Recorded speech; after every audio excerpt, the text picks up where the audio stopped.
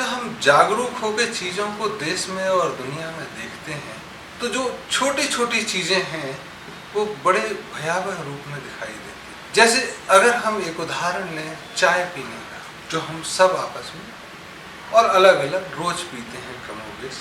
भारत में तो पीते ही हैं, श्रीलंका, पाकिस्तान, बांग्लादेश, दुनिया के पिछड़े देश चाय पीते हैं एक तरह की और दुनिया के अग्रणी देश दूसरी तरह की चाय। बहुत छोटा सा व्यसन या जरूरत हमको नजर आती है और ये खराब हो सकती है, इसके बारे में हमारा ख्याल भी नहीं रहता, हम सोचते भी नहीं। लेकिन अगर हम इसके बारे में सोचें तो पहली चीज तो ये पाएंगे कि आज से 100 बरस पहले चाय का चलन भारत, पाकिस्तान, बांग्लादेश, श्रीलंका में था ही नहीं। कुछ इंग्लैंड में और कुछ चीन में जो ग्रीन टी का चलन था, अंग्रेज शाम को 5 बजे चाय पीते सोते थे, जैसे ठंड शुरू हुई तो वो चाय का समय हो जाता था। वैसे ही नाश्ते के बाद सवेरे चाय अंग्रेज पीते, जिससे थोड़ी गर्मी आ जाए, ठंड का प्रदेश है तो वो चाय का चलन वहाँ हुआ। चीन में ग्रीन टी का चलन है, वैसे ही जैसे कश्मीर में कहवा का चलन। इसके अलावा कुछ ट्रॉपिकल कंट्रीज जैसे मैक्सिको, उस तरफ थोड़ा चाय का चलन था, या कुछ ठंडे प्रदेश स्विट्जरलैंड वगैरह, यहाँ थोड़ा ग्रीन टी का चलन था। 100 बरस पहले ये चलन भारत में आया। चलन के पहले अंग्रेज यहाँ अपने प्लांटर्स लेके आए, जो स्लेव ट्रेड से स्लेव लेके आए और उन्होंने सबसे पहले आसाम के जंगलों में जंगल काट के चाय बागान लगाए। मेरी माँ कहती हैं कि करीब 1930 में भी झांसी में चाय का जो प्रचार किया जाता था उसमें रसगुल्ले खिलाए जाते थे और चाय पिलाई जाती थी, और एक कमोबेश काफ़ी दिन चला। जब चाय का प्रचार हो गया तो चाय के पैसे लिए गए। धीरे धीरे मतलब इस चाय का चलन भारत में 1930 के आसपास शुरू हुआ। इसका पहला बात समझ में आए वो ये है कि भारत में उसके पहले चाय नहीं चलती थी और लोग जिंदा रहते थे बिना चाय के, और स्वस्थ भी रहते, क्योंकि एक पूरी के पूरा समाज जो सदियों से, सहस्त्राब्दियों से रह रहा है बिना चाय के, तो चाय आवश्यकता नहीं है, ये तो क्लियर साफ है। तो 1930 की बात, और आज हालत ये है कि दुनिया के सबसे बड़े एक्सपोर्टरों में इंडिया का नाम है चाय में, और सबसे बड़े इंपोर्टरों में भी इंडिया का चाय का जो है उसमें नाम। अब बड़ी बात है कि हम एक्सपोर्टर भी सबसे बड़े हैं चाय के और सबसे बड़े इंपोर्टर भी। तो भारत में जो चाय पैदा होती है वो एक उत्तम दर्जे की होती है और वो हम एक्सपोर्ट करते हैं। भारत में जो चाय पी जाती है वो केन्या वगैरह से आती है। जो ग्रीन टी है वो चाइना की। तो भारत में जो चाय का उत्पादन मुख्यतः आसाम, कुछ हिमाचल प्रदेश, नीलगिरी के पर्वत और कुछ 7 सिस्टर्स में से एक आध दो जैसे सिक्किम, मणिपुर, मेघालय, मिजोरम, यदा कदा, खैर ये चाय के उत्पादन में। चाय समस्या क्या है इसके बारे में हम थोड़ा विस्तार से चर्चा करना चाहेंगे, और समस्या लगे तब हम क्या करें इसके बारे में चर्चा थोड़ी करना चाहेंगे, और अंततः हम ये बताएंगे कि हम क्या करना चाहेंगे इस बार। तो पहली चीज, अगर हम जो भारत में चाय पीते हैं या तीसरे मुल्कों में चाय पीते हैं, उसमें 4 चीजें मुख्यतः पड़ती हैं। ईंधन हो गया, वो तो एक आवश्यक चीज हो गई, पानी, दूध, चीनी, चाय की पत्ती, जो आमतौर पर चाय पी जाती है। अगर हम एक छोटा सा उदाहरण एक डिस्ट्रिक्ट का लें, जैसे जहां हम बैठे हैं आज, विंध्याचल, सिंगरौली डिस्ट्रिक्ट मध्य प्रदेश का उदाहरण लें, जिसकी जनसंख्या 20 लाख करीब हो। इस पूरे के पूरे जिले में करीबन 90-95% लोग चाय पीते हैं और दिन में 2 बार तो पीते ही हैं। तो अगर 2 बार पिए चाय तो 40 लाख कप चाय हुई। अमूमन चाय का, दूध का जो खर्चा है चाय में, एक चाय में 20-30 ग्राम दूध, 60 ग्राम पानी, 5 से 10 ग्राम चीनी, इस अनुपात में लगती है। तो अगर 40 लाख कप चाय की अगर हम बात करें और 25 ग्राम दूध की बात करें तो 10 लाख इंटू 100 1 लाख किलो दूध चाहिए। 1 लाख केजी दूध सिर्फ चाय के लिए चाहिए, पीने का अलग। अगर 5 किलो एक गाय दूध देती है तो 20,000 गायें या भैंसें आपको सिर्फ चाय के दूध के लिए चाहिए। चीनी की बात करें, अगर 5 ग्राम नहीं 10 ग्राम करीब यहाँ पीते हैं, 10 ग्राम चीनी 1 कप में लगती है तो 40 लाख कप में 40,000 किलो चीनी रोज का खपत होगा। चाय की पत्ती थोड़ी कम डालते हैं, उसमें 2 या 3 ग्राम मान लो, तो 40 लाख कप में अगर 2 ग्राम से आप लगाएं तो 8,000 किलो चाय की पत्ती, इतना खपत। ईंधन की हम बात नहीं कर रहे हैं। अब इसके उत्पादन के अगर हम क्रम में बढ़े तो जैसे हमने बोला कि 20,000 गायें चाहिए जो लगातार दूध देते रहें रोज।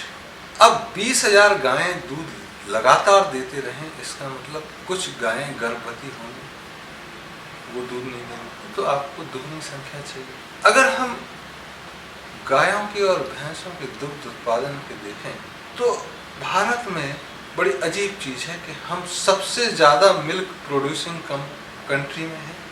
हमारे देश में सबसे ज़्यादा दूध पैदा होता है और बड़े अफसोस की बात है कि सबसे ज़्यादा बीफ, गाय का मांस या भैंस का मांस भी हम ही पैदा करते हैं, हम ही एक्सपोर्ट करते हैं। वह देश जहाँ गाय को माँ का दर्जा भी बहुत सारे लोग देते हैं, बड़े अफसोस की बात है। अब गाय के बारे में एक कंट्राडिक्टरी है, माँ है, सबसे ज़्यादा दूध और सबसे ज़्यादा उसका मांस। अब दूसरी तरफ चलें तो गायें चाहिए, और आज अगर देखोगे तो बहुत उसमें अफसोस होगा कि गाय ने गर्भवती हुई और बछड़ा दिया या बछिया दी, मेल चाइल्ड या फीमेल दिया, तो 3 या 4 दिन में दोनों को सेपरेट कर दिया जाता है। अगर मेल हुआ तो उसको भूख से ही मार दिया जाता है, फीमेल हुई, गाय हुई, बछिया, तो उसको सरवाइव किया जाता है। इतनी हैवानियत उस लेवल पे शुरू हो गई। गाय गर्भवती के बाद जब बच्चा देगी तो दूध देना शुरू करती है, और जैसे महिलाओं में भी होता है कि 3 बरस तक वो दूध दे सकती है, और उनके दूध देने का अनुपात धीरे धीरे कम होता है। तो गायों का अनुपात भी 1 साल बहुत दूध देती हैं, फिर दूध देने का अनुपात जैसे पहले बरस अगर 5 लीटर देती हैं तो दूसरे वर्ष 3 लीटर और तीसरे वर्ष 1-1.5 लीटर दे, प्राकृतिक रूप से आप। लेकिन दूध की रिक्वायरमेंट इतनी बढ़ गई है, हम श्वेत क्रांति भी कर चुके हैं। तब 60 दिन बाद उनको पुनः गर्भवती कराया जाता है, और सेक्स के द्वारा नहीं, सांड के पास ले जाके नहीं, आर्टिफिशियल इंसेमिनेशन के द्वारा, जिससे वो फिर गर्भवती हो जाए और 1 साल बाद फिर बच्चा दें। अब गाय गर्भवती भी है और बछिया भी है, तो दोनों प्रक्रियाएं चलेंगी, दूध भी देगी और गर्भ भी पालेगी। तो ये कमोबेश 8-9 महीने चलता है, तो 1-2 महीने गाय दूध देना बंद कर पाती है या नहीं दोहते हैं उसको, और फिर देना शुरू कर। इस तरह से गाय 5 बरस तक उसका पूरा दोहन होता है, और उसके बाद उसको खुले में छोड़ दिया जाता है। फिर कोई रहनुमा जल्लाद उनको हाँक के ले जाता है, और जो भी मांस बनाने वाली फैक्ट्रियाँ उसको, और उसमें भी कई लोग ऐसे हैं जो मांस नहीं खाते हैं और वो फैक्ट्री चलाते हैं। और जब उनसे पूछो कि आप ऐसा क्यों करते हो, तो बोले देखो गीता का श्लोक उनको याद आता है, कर्म बांधते नहीं है, कोई किसी की हत्या नहीं करता है, कोई किसी को मार नहीं सकता, तो हम कौन। उस देश में जहाँ जैन मांस नहीं खाते हैं या उनके धर्म में मना है, जैन लोग ही सबसे बड़े एक्सपोर्टर हैं। तो गाय का अत्याचार यहाँ खत्म नहीं हो। जो तथाकथित गाय को माँ का दर्जा देते हैं, उनकी अगर आप बात सुने तो कहते गाय बहुत उपयोगी है, उसका गौमूत्र काम आता है, गोबर काम आता है, वो सब चीज़ों को उपयोग की दृष्टि से देखते हैं, माँ को भी उपयोग की दृष्टि से देखते हैं। जब ऐसे ही एक सज्जन से हमारी बात हुई और वो गाय का आंदोलन कर रहे थे, तो हमने कहा, बोले माँ के लिए आंदोलन बहुत अत्याचार हो गया। क्यों भाई, क्यों आंदोलन? नहीं, गाय बहुत उपयोगी है इसलिए कर रहे हैं, जीवन में हर क्षेत्र में उसका उपयोग होता है। मैंने कहा तुम माँ का भी उपयोग करो और अगर माँ मान लिया तो मरने के बाद उसके खाल के जूते चप्पल बनाओगे या उसका अंतिम संस्कार करोगे? वो शायद थोड़े संवेदनशील थे, इसलिए उन्होंने उस आंदोलन में भाग लिया। तो एक तरफ तो हम मुस्लिम को गाली देते हैं, क्रिश्चियन को गाली देते हैं कि वो गाय का मांस खाते हैं, और दूसरे तरफ वही लोग आर्टिफिशियल इंसेमिनेशन, 3 दिन में मेल चाइल्ड को अलग करना, और अगर मेल चाइल्ड बच गया है तो उसको बधिया करना। कुछ जगह कुछ साँड़ छोड़ दिए जाते हैं जिससे बच्चे प्राकृतिक रूप से भी हो। तो ऐसी जगह तुम देखोगे गाय, गांव में 2-3 साँड़ हैं, गाय और फिर उसकी बचिया और उसकी बचिया के साथ भी वो सेक्स करते हैं, और तब अगली संतति होती है, उसका दूध पी। तो ऐसे लोग, हम जैसे सारे लोग समाज में, अगर हम अपने को बहुत मर्यादा रूप से बात करते हैं, एक सांस्कृतिक होने का दावा करते हैं, तो हमें ध्यान रखना चाहिए कि गाय का अभिशाप भी लगेगा। जो दूध, अगर हम कहते हैं कि दूध, माँ का दूध जो पीते हैं उसका कुछ असर होता है, तो गाय के दूध पीने से, ऐसा गाय का दूध पीने से जिसमें आर्टिफिशियल इंसेमिनेशन हुआ हो, जहाँ एक ही सांड रहा हो 3-4 पीढ़ी के गायों के लिए, तो समाज में व्यभिचार फैलने में कोई देर नहीं लगी। और आज जो व्यभिचार व्याप्त है, या आर्टिफिशियल इंसेमिनेशन के कारण जो इंडिफरेंस सोसाइटी में कहीं कुछ हो जाए, हमको मतलब ही नहीं, फर्क नहीं, तो इसके मूल्य किए जाते हैं। और ये सब अत्याचार इसलिए हो रहा है क्योंकि हम श्वेत क्रांति लेके आए हैं, हम चाय के लिए दूध मुहैया करा रहे हैं और चाय हमको पीनी है। अगर चाय बंद हो, अगर चाय हम छोड़ सकें, तो भारत जैसे देश जहां 120 करोड़ जनता है, अगर हम चाय छोड़ सकें, जिसमें 120 करोड़ में 100 करोड़ लोग चाय पीते हैं, तो दिन में 2 बार पिएंगे तो 200 करोड़ कप चाय, तब हम दूध का उत्पादन अगर 1/20 भी कर देंगे, तब भी बच्चों को दूध पीने के लिए रहेगा। तब हमको अत्याचार करने जरूरी नहीं, तब हमको मर्यादा की खाल ओढ़ के अमर्यादित व्यवहार करने की जरूरत है। इसलिए जब हम कह रहे हैं कि चाय एक अभिशाप हो गई है देश में, तब हमारा अभिप्राय इससे। तो पहली चीज गाय, और इसमें जब आपने पूछा कि हम क्या करेंगे, तो आज तो हम थोड़ा बहुत चाय पीते हैं। हो सकता है कि भविष्य में जब हम इस बात के साथ लेके निकलें तो हम ग्रीन टी पिए, दूध वाली चाय ना पिए, या पूरी तरह से चाय छोड़ दें। यहाँ एक चीज और है, क्रिश्चियन में एक सोसाइटी है, क्योकर्स क्रिश्चियन, वो कहते हैं कि दूध इज अ ब्लड, दूध खून है जो गाय के खून से बनता है, तो दूध पीना खून पीना जैसा है। तो बचपन में तो जैसे ईसा कह गए थे, eat my blood, drink my blood, eat my flesh, तब तक तो वो खून पी सकते हैं बड़े होने के बाद, लेकिन एक बार बड़े हो जाएं तो खून पीना जरूरी है, और वहाँ दूध पीना मना है। दूसरा चीज, दूध प्राकृतिक रूप से देखें तो जब तक माँ का दूध निकलता है तभी तक पीने की जरूरत है। 3 वर्ष या 5 वर्ष, मैक्सिमम 5 वर्ष तक दूध निकलता है महिलाओं का। और फिर कहते हैं कि अगर आप बीमार हो गए हैं तो दूध पी। तो गांधी जी ने दूध छोड़ा कि गाय के बछड़े को दूध नहीं मिलता है, हम दूध नहीं पिएंगे, आज से हम दूध नहीं पिएंगे। लेकिन जब उनकी तबीयत खराब हो गई, तब उनको दूध की सलाह दी गई कि दूध पिए।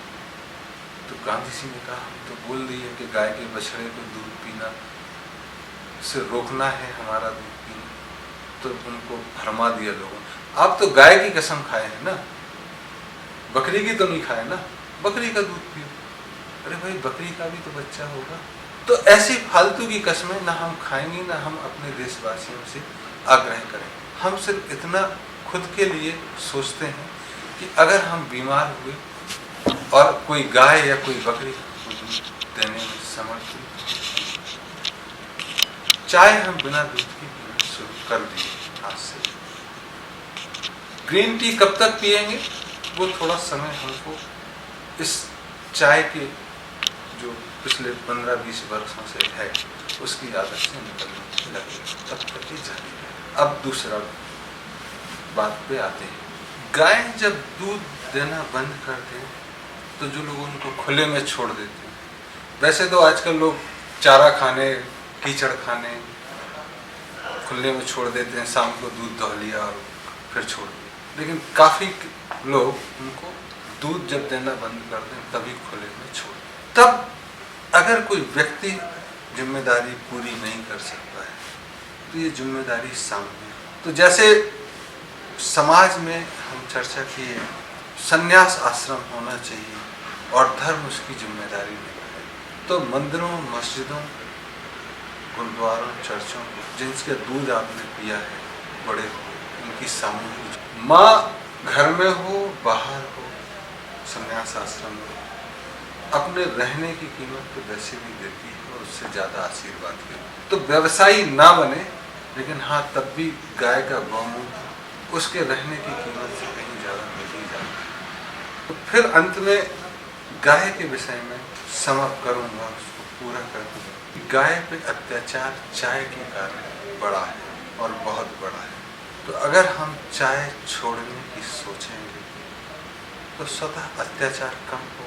चाय से जो थोड़ा बहुत नशा आता है जिसके कारण हम अत्याचार को अत्याचार नहीं समझते, नशे के कारण, उसके गिरावट के कारण भी हम अपने मार्ग पर पुनः प्रशस्त हो सकें, ऐसी हम उम्मीद कर सकते। और जब हम अत्याचार बंद करेंगे तो आशीर्वाद भी मिलेगा। हम अत्याचार करें और गाय आशीर्वाद भी दे, ऐसा तो संभव है नहीं। तो भारत जो अपने गौरव को प्राप्त हुआ वो माँ के आशीर्वाद से। आज भी तुम देखोगे कि जितने लड़ाइयाँ होती हैं उसमें मातृभूमि की रक्षा के लिए, अपनी जमीन की रक्षा के लिए, माँ की रक्षा के लिए। लेकिन गाय पे अत्याचार के कारण आज जब अमूमन लोग सड़कों पर गाली दे के रखते हैं माँ की, तो झगड़े नहीं होते।